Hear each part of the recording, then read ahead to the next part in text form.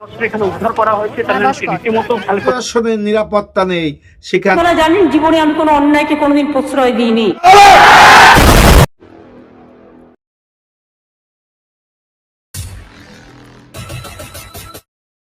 কি হচ্ছে এই বাংলায়? প্রশ্ন তো রাখতে পারি বাংলার জনগণের কাছে। নমস্কার, আমি কৃষ্ণপদ অধিকারী।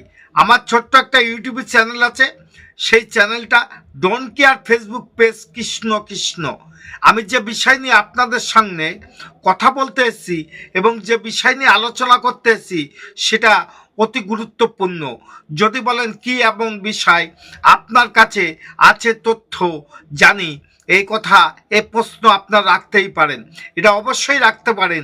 কিন্তু ভেবে দেখুন তো, এই বাংলায় যে অনাচার অত্যাচার দিনের পরে দিন বেড়ে চলেছে, তাতে করে সাধারণ জনগণ কোথাও যে একটা ভালো সুখের জায়গায় পৌঁছতে পারছে কিনা প্রশ্ন রাখতে পারেন যে এই কথা কেন বলছেন।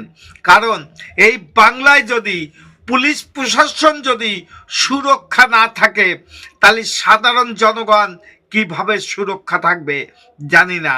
শাসক দলের নেতাদের এত মহিমা আর এত আদর যত্ন পুলিশ পাচ্ছে বর্তমানে, সমস্ত জায়গায় ভাঙর থেকে শুরু করে ক্যানিংয়ের থেকে শুরু করে সমস্ত জায়গায় যা দেখা যাচ্ছে সেটা একটা ভয়ঙ্কর দিকে যাচ্ছে। কারণ আমরা তো চাই যে পুলিশ প্রশাসন জনগণের সেবাই হোক।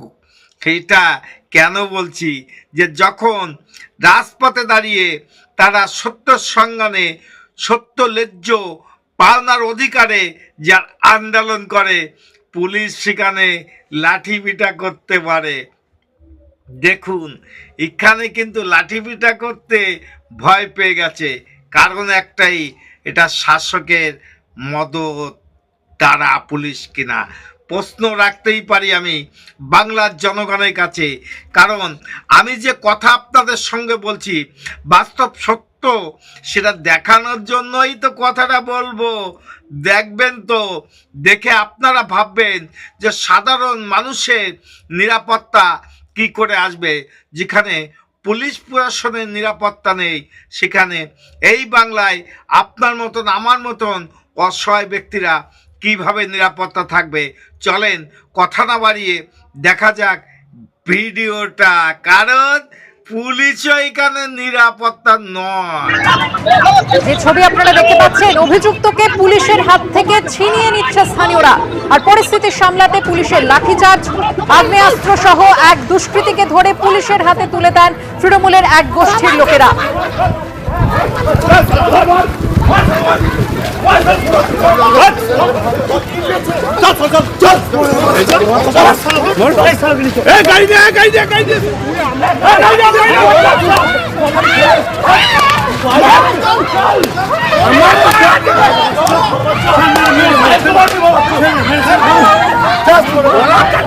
কি কারণে এই পরিস্থিতির সৃষ্টি হয় আমরা জানবো, কথা বলবো আমাদের প্রতিনিধি ভাস্কর মুখোপাধ্যায়ের সঙ্গে। ভাস্কর, দেখো, দীর্ঘদিন ধরে এই শিউরি থানার মিনিস্ট্রিল এলাকায় সেখানে এলাকা দখল নিয়ে গ্রামবাসীদের দুটি গোষ্ঠীর মধ্যে সংঘর্ষ হচ্ছে এবং এর আগেও দেখেছি একাধিকবার সংঘর্ষ হচ্ছে। এবং এই দুই গ্রামবাসী মানে দুটি গোষ্ঠীর নেতৃত্বে রয়েছে দুই তৃণমূল নেতা। একজনের নাম হচ্ছে বাবু আনসারি, এবং এই বাবু আনসারি হচ্ছে এই অঞ্চল, অর্থাৎ যে এখানে যে অঞ্চল, সে অঞ্চলের যুব সভাপতি রয়েছেন বাবু আনসারি, এবং তারই লোকজন আজ সকালে অপর অভিযুক্ত যে ইকবাল আনসারি, তার লোকজন আক্রমণ করার অভিযোগ। এবং ইকবাল আনসারির অভিযোগ হচ্ছে যে পুরো আগ্নেয়াস্ত্র নিয়ে বাবু আনসারির লোকজন আসে এবং তাদেরকে মারধর করে এবং এলাকার দখল নিতে চায়। সেই সময় এক দুষ্কৃতীকে ধরে ফেলে গ্রামবাসীরা, এবং তার সেই সময় কোমরে আগ্নেয়াস্ত্র গোজা ছিল।